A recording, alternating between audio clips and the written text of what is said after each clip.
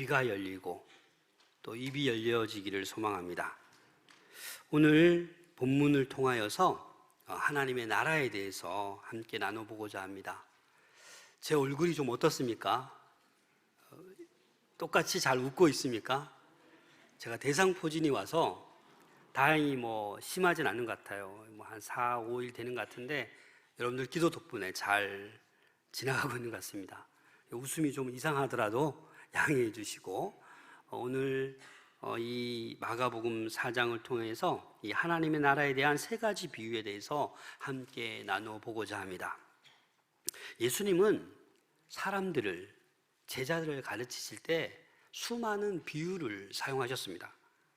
오늘 본문에서 하나님 나라에 대해서도 설명하실 때 비유를 들어서 사용하고 있습니다.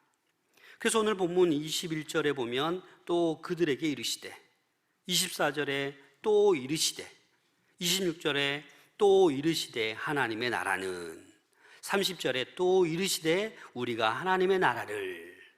그래서 예수님께서 말씀하실 때마다 특별히 26절과 30절에는 하나님의 나라에 대해서 비유로 지금 말씀하고 있다라고 말씀해 주시고 있습니다.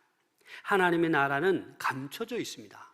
그래서 이 쉽게 비유를 들어 설명해 주고 있기 때문에 이 하나님의 나라가 추상적인 것이지만 오늘 이 예배를 통하여 좀 비유의 말씀을 잘 이해할 수 있는 우리 모두가 될 수 있기를 소망합니다. 첫 번째, 등불을 얘기합니다. 다시 말해서 하나님의 나라를 등불로 비유하고 있습니다. 예수님께서 제자들에게 이렇게 질문하십니다. 21절 말씀입니다. 또 그들에게 이르시되 사람이 등불을 가져오는 것은 말 아래에나 평상 아래에 두려 함이냐, 등경 위에 두려 함이 아니냐. 등불을 왜 가지고 오냐는 거예요. 그럼 등불을 가져와서 어떻게 해야 됩니까? 등경 위에 둬야 그 방안이 환해집니다. 그런데 그 등불을 가져와서 이 말이 뭡니까? 곡식의 양을 재는 그릇을 얘기하는 겁니다. 평상은 침상을 얘기하는 거예요. 그 말 아래, 침상 아래에 그 등불을 두면 방이 어떻게 되겠습니까? 어둡지요. 지금 그 얘기를 하고 있는 것입니다. 그럼 오늘 본문 말씀에서 이 등불이 상징하는 게 뭘까요? 예수님께서 등불을 가져와서 이걸 말 아래나 평상 아래에 두려함이 아니고 등경 위에 두려함인데, 그럼 이 등불이 상징하는 게 뭐냐라는 거예요. 그럼 무엇인 것 같습니까? 이 등불은 무엇을 상징하냐면 오늘 본문 말씀에 사람이 등불을 가져오는 이렇게 표현되어 있지만 원문을 직역해 보니까 이렇게 되어 있어요. 등불이 오는 것은, 누가 온다고요? 등불이 스스로 온대요. 다시 말해서 이 등불에 상징하는 게 뭐냐면 예수님을 얘기하는 거예요. 예수님의 말씀, 하나님의 나라, 복음을 얘기하는 거예요. 그래서 지금 등불의 목적은 방안을 환히 밝히기 위함인 거예요. 다시 말해서 예수님께서 이 땅에 오신 목적이 무엇입니까? 하나님의 나라를 알려주시려고. 다시 말해서 복음을 모든 사람들에게 알려주시기 위해서 이 땅에 오셨습니다. 그래서 이 복음을 어떻게 해야 돼요? 비춰야 되죠.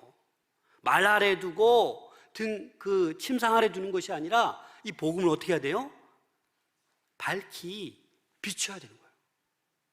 이 자리에 앉아 계신 모든 분들에게는 복음의 씨앗이 여러분들에게 있는 줄로 믿습니다. 예수의 생명이 여러분들 안에 있는 줄로 믿습니다. 그런데 이 복음의 생명을 나만 싸서 남들 전혀 모르게 나만 가지고 있는 사람, 그러지 말라는 거예요. 등불은 비춰야 된다. 하나님의 나라는 알려져야 된다.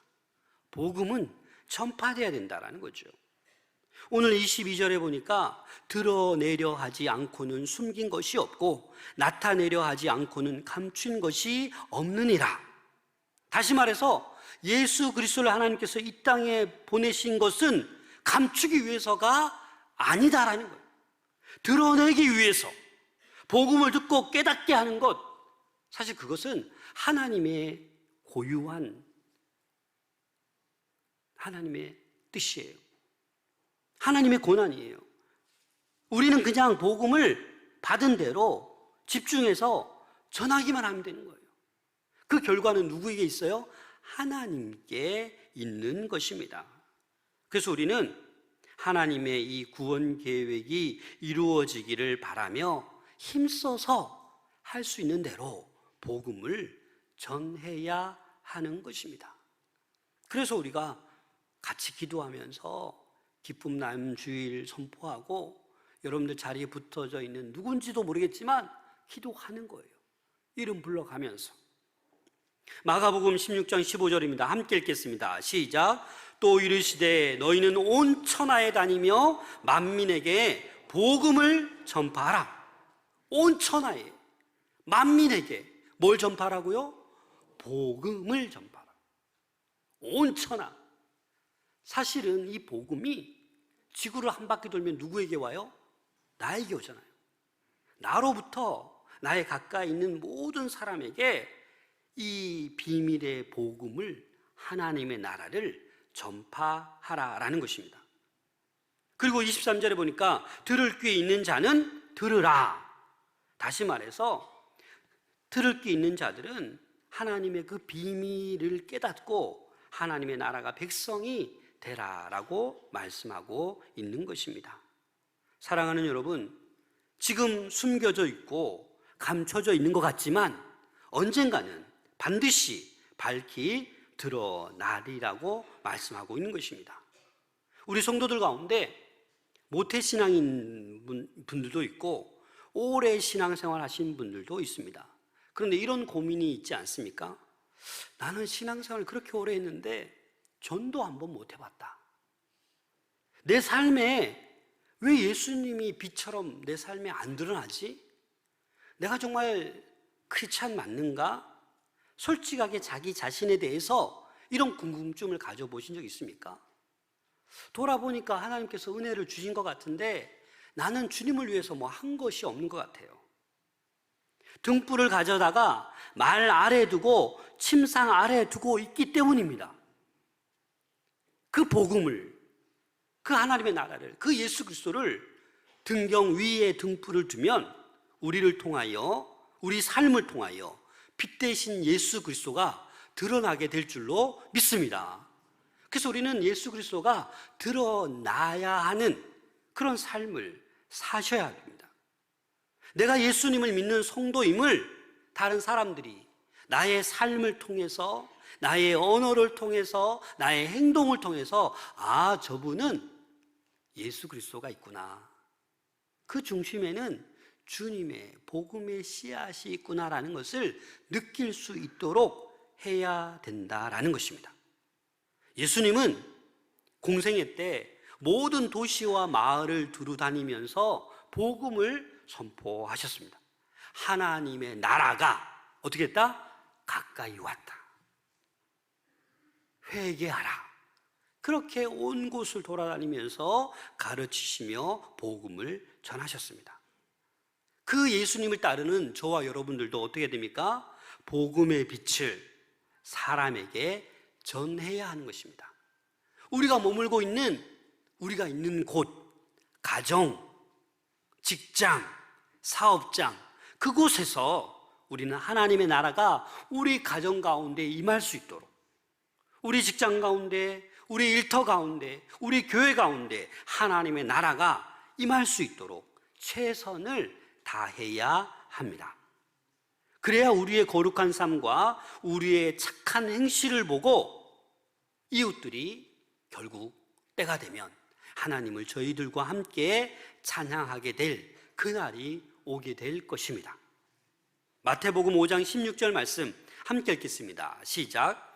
이같이 너희 빛이 사람 앞에 비치게 하여 그들로 너희 착한 행실을 보고 하늘에 계신 너희 아버지께 영광을 돌리게 하라.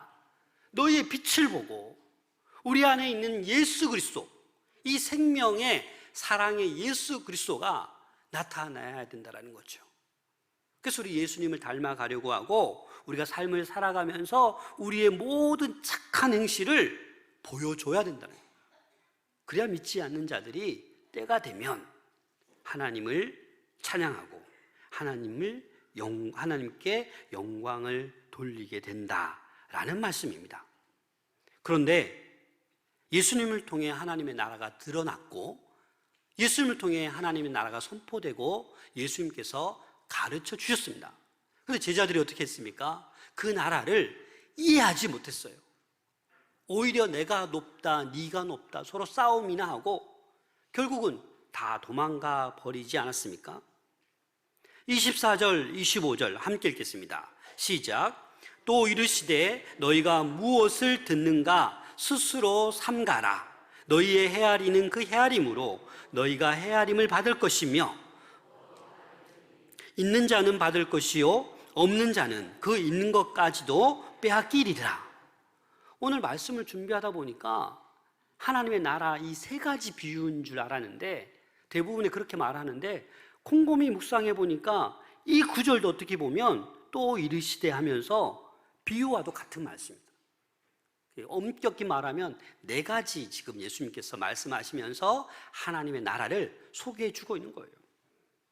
여기서 헤아리는 그 헤아림으로 이 헤아림은 헬라어로 어떤 의미가 있냐면 측량하다, 판단하다 이런 의미가 있어요. 너희의 그 헤아림으로 어떻게 하라고요? 너희가 헤아림을 받을 것이며 이 헤아림은 측량이라는 의미인데 헬라어로 메트론이라는 단어를 씁니다.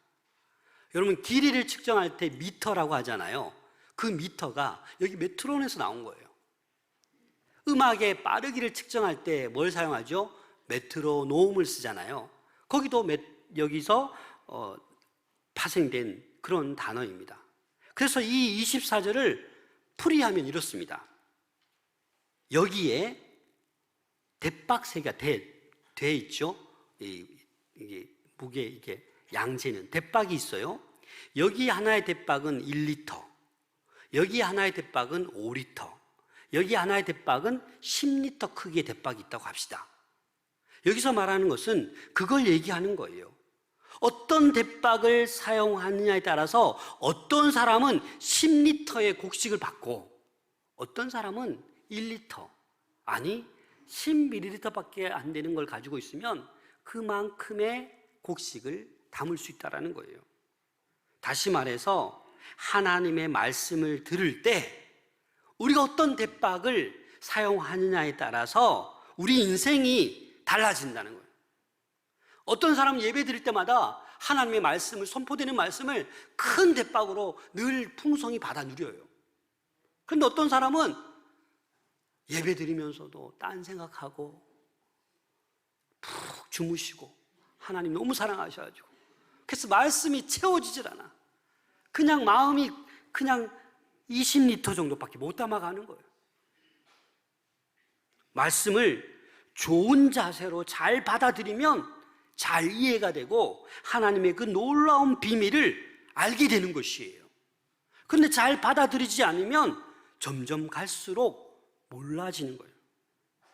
하나님께서는 이 말씀에 대한 우리의 태도에 따라 우리에게 선대하십니다. 진지하게 말씀을 잘 듣고 내 마음밭에 잘 받아들이면 하나님께서는 복을 주셔요. 그런데 무관심하고 불신앙적이고 그 말씀을 이해하지 못하면 우리를 그냥 내버려 두시거나 버리실 수 있습니다. 그래서 있는 자는 받을 것이요 없는 자는 그 있는 것까지 빼앗길 것이다 라고 말씀하고 있는 것입니다. 교회 생활을 10년 하신 분도 계시고 20년, 30년 하신 분도 계세요. 그렇다고 신앙생활을 오래 했다고 대박이 다 큽니까? 너무 많이 알아서 말씀이 안 들어오는 경우도 있어요. 반대로 교회 다 나온 지 몇 달 안 되는 분도 있어요. 이번 세례 교육하는 거 보니까 17명이 세례 입교 받습니다. 그 가운데 12분이 세례 받는데 그 가운데 어르신들이 9분 정도 됩니다. 여러분 별로 놀랍지 않죠? 요즘은 수평이동을 많이 해서 막 세례 받는 사람 많지 않아요. 그런데 아내를 통해서 수십 년 만에 교회 나와서 세례받게 되는 거예요. 이번에 세례 받으신 분들 보세요. 평생 교회 안 다니셨는데 우리 마산 동부교회 전도로 인도함 받아서 세례 교육받고 세례 받는 거 기적인 것입니다. 그래서 처음 신앙을 가졌어도 어떤 분들은 말씀을 너무너무 사모해요. 목사님, 제자훈련 이번에 해도 될까요? 아니, 당연히 하셔야죠. 하지 말아도 성경을 읽고 필사하고 무슨 뭐예요? 대박을 점점 크게 가져가는 거예요. 그게 신앙생활의 연수와 관계 없다라는 것입니다. 또 두 번째, 예수님께서는 이 예수님은 땅에 뿌려진 씨의 비유로 하나님의 나라를 설명하고 있습니다. 우리 26절, 27절 함께 읽겠습니다. 시작. 또 이르시되 하나님의 나라는 사람이 씨를 땅에 뿌림과 같으니 그가 밤낮 자고 깨어 하는 중에 씨가 나서 자라되 어떻게 그리 되는지를 알지 못하느니라. 씨가 뿌려지긴 뿌려졌는데 어떻게 되는지 알지 못하는 거예요. 내가 가꾸고 하지 않아도 씨는 알아서 지금 자라고 있다라는 거예요. 28절에 보니까 땅이 스스로 열매를 맺되, 스스로 처음에는 싹이요, 다음에는 이삭이요, 그 다음에는 충실한 곡식이니라.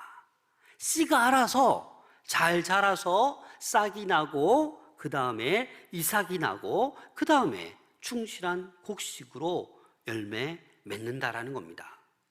여기서 말씀하시는 것은 뭐냐? 스스로 이 씨앗은 자생 능력이 있다라는 거예요. 사실 씨가 자라는데 해가 꼭 필요합니다. 햇볕이 꼭 필요해요. 바람도 필요합니다. 비도 필요합니다. 근데 이게 누가 주는 거예요? 하나님의 영역이에요. 우리가 어떻게 할 수 없는 거예요. 하나님께서 햇빛도 주시고 비도 주시고 바람도 주시는 거예요. 이 자연환경은 인간의 능력 밖의 일입니다. 오직 하나님만 하실 수 있는 것입니다. 예수님은 이스라엘의 작은 마을에서 하나님의 나라를 선포하기 시작하셨습니다.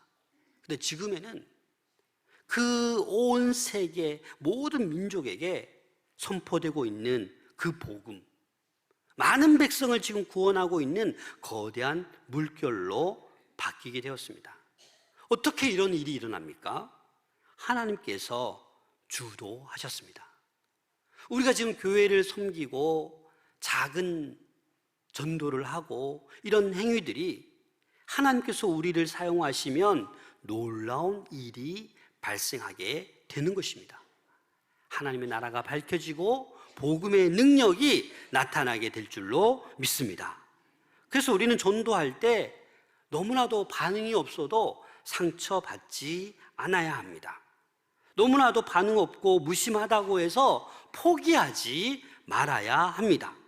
왜냐하면 그 복음이 전달되어서도 내가 하는 것이 아니라 하나님의 때에 하나님께서 그 복음의 씨앗이 싹이 나고 이삭이 나고 열매 맺게 하나님께서 주도하실 줄로 믿습니다. 그래서 29절에 보니까 열매가 익으면 곧 낫을 대나니 이는 추수 때가 이르렀습니다. 이 스스로 자라는 씨의 비유는 이 하나님의 나라는 인간의 노력으로 되는 것이 아니다라는 거예요. 그럼 어떻게 되는 것입니까? 이 하나님의 나라는 은혜로 이루어짐을 우리에게 가르쳐 주고 있습니다.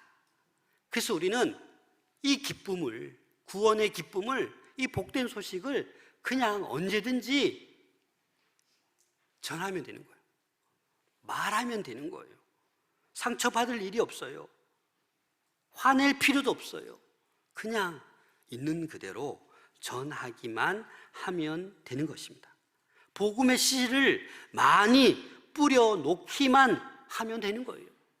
근데 이건 아무나 하는 게 아니에요. 이 복음의 능력을 경험한 사람, 부끄러움이 없어집니다. 두려움이 사라집니다. 그래서 우리 삶 가운데 이 생명력 있는 복음의 씨앗을 나도 모르게 뿌리게 되는 것입니다. 그렇게 될 때 한 가정이 변화됩니다. 한 가문이 변화되고 한 마을이 변화됩니다. 제가 일일이 얘기하지 않아도 여러분 아실 겁니다. 우리나라에도 이런 역사들이 너무나도 많기 때문에 우리 교회도 한 분이 예수 믿었는데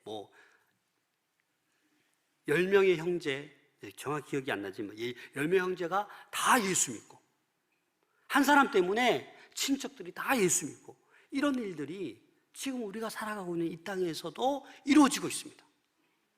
이 경상도는 이 불모지예요. 근데 전라도 가보세요. 순교자가 있는 그곳에 가보면 거의 다 마을 전체가 예수를 믿어요. 비교가 안 돼요. 저희 이 경상 마산이랑. 그러나 우리 마산에는 기회가 있습니다. 복음의 씨앗을 많이 뿌리면 하나님께서 일하시면 언젠가는 이 마산도 이 믿는 이들로부터 넘쳐나게 될 줄로 믿습니다. 심각합니다, 여러분. 여기 학교 가면 예수 믿는 사람 교회단 손 들라 그러면 한 명밖에 손 안 든대요. 한 명밖에. 너무나도 안타까운 거예요. 적어도 5명, 10명은 들어야 되는데 이 다음 세대가 참 걱정입니다. 그래서 우리는 복음의 씨앗을 어떻게 해요? 많이 뿌려야 됩니다. 그래야 하나님의 나라가 점점 밝히 드러나게 되고 확장되는 거예요. 이 하나님의 나라는 우리가 반대한다고 하나님의 나라가 세워지지 않는 게 아니에요. 아무리 방해해도 무너뜨릴 수 없는 것이 바로 하나님의 나라입니다. 우리가 스스로 세울 수 있는 그러한 나라도 아니라 하나님께서 친히 주도권을 가지고 세워 가시는 것이 하나님의 나라인 것입니다. 그래서 이 스스로 자라는 이 씨 그 자체에 생명력이 있다라는 것입니다. 아무리 박해해도 이 씨앗은 때가 되면 생명을 꽃피운다라는 거예요. 초대교회에 헤롯이 어떻게 했습니까? 헤롯 왕이 야고보도 죽이고 베드로도 옥에 가두었습니다. 이에 하나님께서는 응징하셨습니다. 헤롯 왕을 벌레에게 먹혀 죽게 했습니다. 그리고 사도행전 저자 누가는 이렇게 말합니다. 사도행전 12장 24절 함께 읽겠습니다. 시작. 하나님의 말씀은 흥왕하여 더하더라. 그런 핍박이 있어도 주의 말씀은 어떻게 해요? 더 흥왕한다라는 겁니다. 어렸을 때 보면 제가 어렸을 때 성탄절날 선물을 많이 줍니다. 부활절날 계란도 주고 먹을 거 줍니다. 그래서 교회 안 다니는 친구들도 같이 가자 그러면 우르르 같이 다닙니다. 그리고 또 교회 안 나와요. 그런데 여러분 놀라운 사실은 그때 어렸을 때 교회 가서 따뜻한 빵 하나 받아 먹고 달걀 하나 먹고 그렇게 교회 좀 다니다가 수십 년간 교회 안 다니다가 어른이 되어서 교회 좀 다녀보시겠습니까? 했는데 신기하리 많고 갈게요 이런 사람 가끔 있습니다. 그렇죠? 그래서 당황스럽죠. 신천지 아닌가? 그런데 여러분 그 이유가 있습니다. 운명을 앞두고 이제 곧 죽을 순간이 다가오는데 복음을 제시하면 막 따라하고 믿어요. 왜 그렇습니까? 그 어렸을 때 복음의 씨앗이 뿌려졌기 때문에 그런 거예요. 그게 말라 죽지 않고 이 생명의 씨앗이 그 안에 있기 때문입니다. 여러분 이 대나무가 씨를 뿌리면 4년 5년 동안 땅속에 그대로 있습니다. 4년 5년이 지나면 하루에 제일 많게는 60cm씩 쑥쑥 자라는 게 대나무입니다. 그래서 이 대나무는 거의 20m, 높게는 30m까지 자라는 게 대나무입니다. 우리는 잘 알지 못합니다. 하지만 하나님의 때가 되면 그 생명의 씨앗이 싹이 트고 이삭이 나고 열매를 맺게 되는 것입니다. 또 세 번째 예수님은 하나님의 나라를 겨자씨에 비유하고 있습니다. 우리 31절 32절 함께 읽겠습니다. 시작. 겨자씨 한 알과 같으니 땅에 심길 때에는 땅 위의 모든 씨보다 작은 것이로되 심긴 후에는 자라서 모든 풀보다 커지며 큰 가지를 내나니 공중의 새들이 그 그늘에 깃들일 만큼 되느니라. 아멘. 그럼 겨자씨 보셨습니까? 네, 제가 작년에 성지순례 갔다 와서 이제 이 코팅해서 나눠드렸는데 겨자씨 보이십니까? 너무 작아서 안 보이죠, 잘. 이보다 더 작은 씨앗이 있긴 있습니다. 하지만 지금 본문의 비유의 말씀은 이 작은 겨자씨, 그 겨자씨를 얘기하는 거예요. 많은 씨들 중에 이 작은 겨자씨, 이 한 알이 땅에 뿌려진 후 자라면 그 땅의 모든 풀보다 커진다라고 지금 말씀하고 있는 것입니다. 이 겨자란 이걸 사전을 찾아보니까 한 해 살이 풀로서 높이가 1, 2m 정도 자란다고 합니다. 사실 이스라엘 가보면 겨자씨를 심겨 꽃 핀 거 보면 그렇게 막 크게 자라지는 않는 것 같습니다. 근데 크게 자라면 1, 2m까지 자란다고도 볼 수 있는 거예요. 다시 말해서 여기서 하나님의 나라를 말씀하고자 하는 것은 그 겨자씨만큼 이 하나님의 나라는 미미한 것 같이 보인다라는 거예요. 눈에 안 보이고 정말 미미한 것처럼 보이지만 때가 되면 이것이 엄청난 하나님의 나라가 드러나게 된다라는 것입니다. 사실 예수님도 대개 나사렛 출신이었습니다. 사람들이 무시하는 시골 나사렛 출신이고 어디에 태어났습니까? 말구유에 태어났습니다. 제자들도 보면 대부분 어부입니다. 작은 이들, 겨자씨처럼 미미함에도 불구하고 이들이 선포하는 하나님의 나라, 지금은 잘 보이지 않아도 때가 되면 환히 드러나게 되는 것입니다. 그래서 나중에 자라면 공중의 새들이 깃들일 만큼 큰 나무가 된다라고 말씀하고 있는 것이에요. 그 복음의 씨앗이 지금 전 세계에 퍼져 있습니다. 많은 민족이 깃들고 있어요. 그렇지 않습니까? 수많은 민족이, 저 민족이 예수님을 영접할까? 아니요. 순교자의 피가 있으니까 그 미개인들이 예수를 영접하는 일들이 얼마나 많습니까? 그러한 일들이 일어나고 있는 것입니다. 너무나도 약하고 하찮아 보이지만 나중에는 그 가치와 힘이 엄청나게 나타난다는 것을 말씀해 주고 있는 것입니다. 사실 우리 마산 동부교회 여러분 몇 주년입니까? 51주년이에요. 1973년 6월 3일 양덕동 166번지 2층 방에서 16명이 모여서 예배드리고 설립 개청 예배드리고 시작된 교회예요. 그래서 지금 어떻습니까? 이 아름다운 성전에 많은 이들이 모여서 위로받고 응답받고 평안을 누리고 하나님의 도우심을 맛보고 있지 않습니까? 이게 그냥 된 게 아니라고요.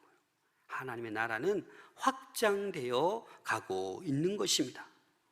예수 그리스도께서 이 세상에 오심으로써 이 하나님의 나라는 이미 이 세상에 임하기 시작했습니다. 그 완성을 향해 우리는 지금 달려가고 있는 것입니다. 하나님의 나라를 확신하며 소망하는 이들의 공동체가 바로 교회입니다. 온갖 환난과 핍박 속에서도 그 믿음을 지키며 확장해 나아가는 것, 성장해 나아가는 것이 바로 교회입니다. 순교의 피도 많이 흘렸습니다. 한국교회가. 하지만 그 순교의 피를 흘리면 흘릴수록 교회는 더 강해집니다. 얼마 전에 경남, 부산, 울산 기독교 뿌리찾기 백서가 발간되었습니다. 3권의 책인데 좀 사진도 많고 두꺼워요. 20만 원 합니다. 그래서 제가 못 샀어요. 비싸서. 근데 어디 모임 갔더니 한 권 주셔서 제가 이렇게 보다가 이 호주 선교사 이야기, 이 경남 지역에 1889년 10월 2일 호주 빅토리아주 장로교회에서 파송한 헨리 데이비스 선교사가 그 누이 메리 데이비스와 함께 이 낯선 땅 부산에 도착했습니다. 그런데 원래 이 헨리 데이비스는 인도 선교사가 되고자 20세 나이에 인도 선교사로 갔습니다. 거기서 말라리아가 걸려서 다시 귀국해서 회복하던 중에, 다시 인도로 나가려고 준비하던 중에 이 조선에 대한 선교 편지를 읽고 최초의 호주 선교사로 부산 땅을 밟았습니다. 그래서 부산에 도착해서 한성, 서울이죠. 서울까지 가서 언더우드 선교사에게 5개월 동안 한국어를 배웠어요. 제가 좀 신기한 건 5개월 동안 한국어 배웠는데 참 똑똑하구나, 선교사님이. 5개월 배워서 걸어서 부산까지 21일을 걸려서 부산까지 내려왔습니다. 그런데 안타깝게도 21일 만에 1890년 4월 4일에 부산에 도착했는데 폐렴과 천년두가 겹쳐서 부활절 하루 앞둔 1890년 4월 5일에 목숨을 잃었습니다. 여러분, 이 헨리 데이비스 선교사 한 분을 놓고 보면 그 꿈도 펼쳐보지 못하고 33세의 젊은 나이로 이 한국 땅에 와서 마음껏 선교도 못 해보고 그 안타깝게 죽음을 맞이했습니다. 어떻게 보면 참 안타깝죠. 그런데 놀라운 일은 이 동생 메리의 편지를, 이 죽음의 소식을 들은 호주 교회가 이 헨리 데이비스 목사의 죽음을 헛되게 할 수 없다. 그래서 이 호주 교회에서 1891년 2차로 5명의 선교사를 보내고 해방 전까지 77명, 해방 후에도 48명, 총 125명의 선교사를 파송했습니다. 그래서 이 지금 경남 지역에 2,600여 교회가 있고 부산에 1,800, 울산에 600여 교회가 지금 있습니다. 어찌 보면 이 헨리 데이비스의 선교사의 죽음이 참 선교의 꿈도 펼쳐보지 못하고 죽은 것 같지만 이 희생의 피가 지금의 이 경남, 부산, 울산에 이 수많은 교회가 지금 있게 된 것입니다. 요한복음 12장 24절 함께 읽겠습니다. 시작. 내가 진실로 진실로 너희에게 이르노니 한 알의 밀이 땅에 떨어져 죽지 아니하면 한 알 그대로 있고 죽으면 많은 열매를 맺느니라. 한 사람의 죽음이 아무 효과 없이 끝이 난 것 같지만 오히려 그 죽음을 통해서 수많은 복음의 씨앗이, 복음이, 하나님의 나라가 확장되었다라는 것입니다. 그 하나님의 나라는 지금도 진행되고 있습니다. 지금도 확장되고 있습니다. 그 하나님의 나라를 위해 우리가 이 남은 삶을 살아가야 되는 줄로 믿습니다. 이 복음의 씨앗은, 한 알의 밀알은 죽어야 많은 열매를 맺습니다. 그래서 우리는 그 십자가의 그 고통의 죽음을 기꺼이 감당하신 예수 그리스도, 그 사랑을 기억하여서 우리도 우리 안에 있는 이 생명의 씨앗을 말 아래, 침상 아래 두지 말고 등경 위에 들고 이 복음의 씨앗을 뿌리고 전하는 우리 모든 성도님들 될 수 있기를 소망합니다. 특별히 우리 다음 세대 자녀들에게 이 복음의 씨앗이 뿌려져야 됩니다. 그래서 우리 다음 세대 자녀들 지금 혼탁하고 세상 문화에 빼앗기는 그 마음들에게 우리는 끊임없이 기도하고 끊임없이 그들에게 복음을 전하고 말씀을 전하고, 때가 되면 그들에게도 하나님의 복음의 씨앗이 자라서 하나님의 귀한 나라를 확장하는데 귀하게 쓰임받는 우리 다음 세대의 자녀들이 될 줄로 믿습니다. 하나님의 나라는 영원합니다. 하나님의 나라는 점점 커져가고 있고 완성되어 가고 있습니다. 그 하나님의 나라가 미미하게 보이지만 갈수록 거대해지고 있습니다. 모든 열방이, 모든 민족이 주님 품에 깃들일 수 있는 그날이 곧 오게 될 줄로 믿습니다. 그 하나님의 나라를 위해 우리 모든 성도님들 헌신하며 달려갈 수 있기를 소망합니다. 복음을 부끄러워하지 말고 기쁨 나눔 주일 또 선포냐, 또 적어내라고 하냐, 이런 마음이 아니라 그런 마음이 드는 사람은 밑 빠진 독에 물을 붓는 것과 똑같습니다. 앞으로 50년 신앙생활에도 똑같습니다. 왜요? 밑 빠진 독이기 때문에. 그 생명의 복음의 씨앗이 우리 안에 있어야 됩니다. 그 빛을 비추며 달려가는 우리 모두가 될 수 있기를 소망합니다. 기도하겠습니다.